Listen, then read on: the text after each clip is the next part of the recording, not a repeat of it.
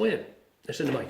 I want to talk more about learning Luxembourgish. Another vexing proposition for Luxembourgish learners is prepositions. If you wanted to say, I ride my bike to the city, you know, ich fahre mein Velo, I know that part, and then I know city.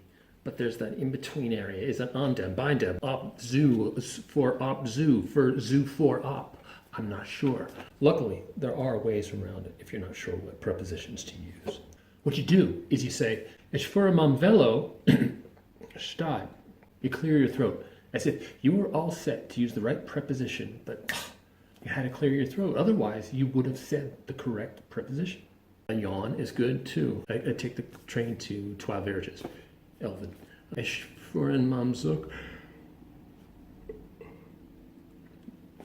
Elven. Another strategy is to pretend you got a text. Let's say you want to say, I walk to Bon Avoir. Ich gehe zu Fuß. Bon Avoir. See, works.